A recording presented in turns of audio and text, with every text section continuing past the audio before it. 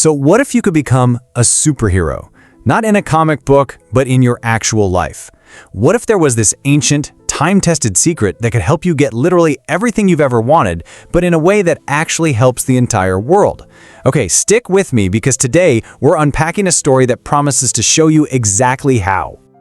We love the idea of it, don't we? You know, the power to change our reality, to make things happen. But what if that power isn't fiction? What if it's a skill, something you can actually learn? This very idea is the key to everything we're about to get into. We're going to follow the incredible journey of a man named Michael Roach. He went from the absolute pinnacle of the Western world all the way to the ancient monasteries of Tibet, searching for answers to life's biggest questions. And what he found? Well, it was basically a practical guide for creating the life of your dreams. So where does a wild story like this even begin? Well, funnily enough, it starts in a very normal, very successful place, on a path that seemed totally destined for greatness. So you have Michael Roach, and he is on the fast track. I mean, he gets into Princeton, and by his third year, he's getting invited to the White House. The future looks ridiculously bright. But then, boom, one phone call changes everything. His mother is dying. And all that success, all those achievements, they suddenly feel completely hollow. He realizes the system he's in has zero answers for the things that really matter. This personal crisis becomes this huge catalyst for a radical shift.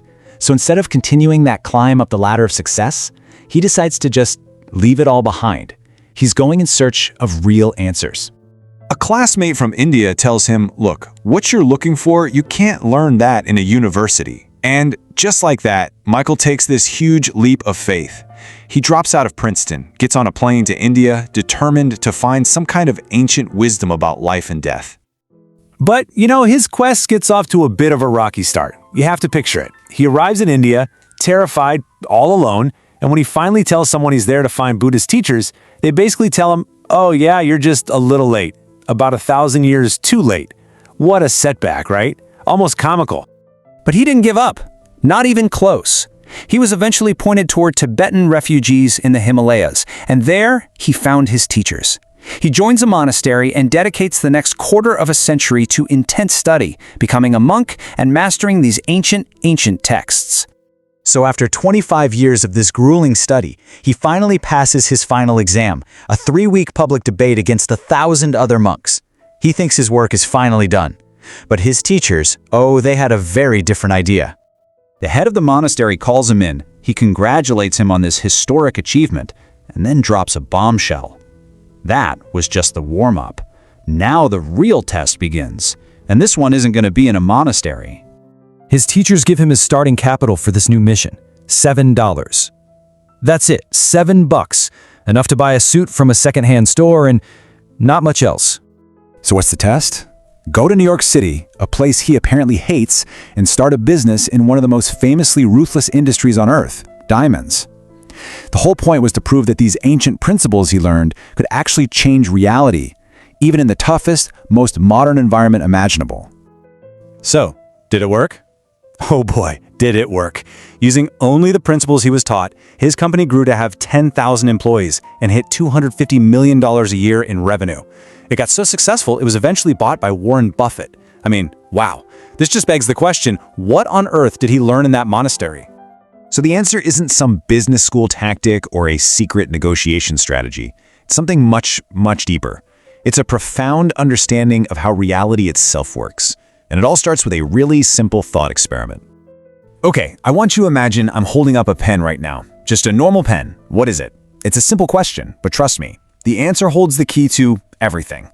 For you and me, it's a pen. We write with it. Okay, but now imagine a little puppy runs into the room.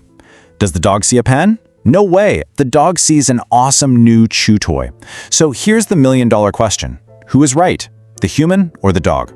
And the answer, of course, is that they're both right, from their own point of view. The object itself isn't inherently a pen or a chew toy.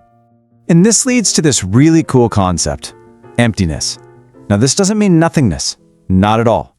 It means that things don't have fixed qualities coming from their own side.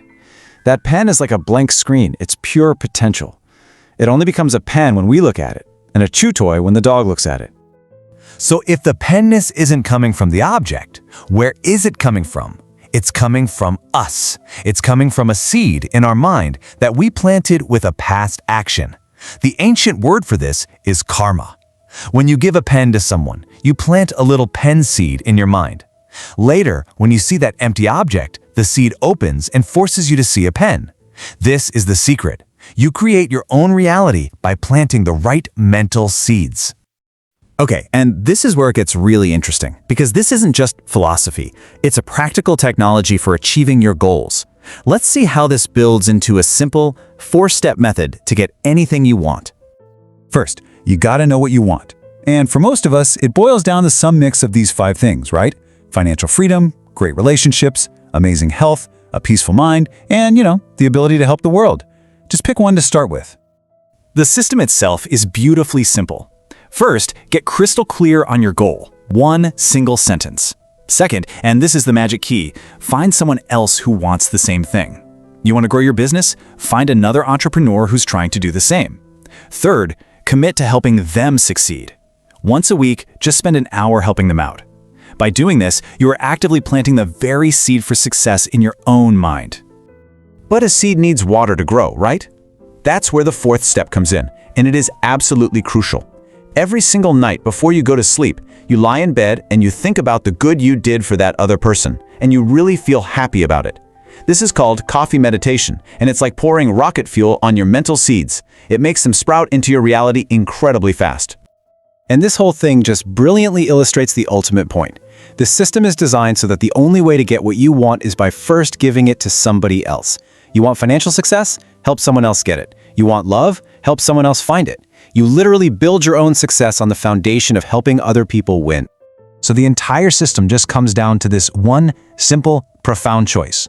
You have the tool now, you have the instructions. The only question left is, what are you going to create?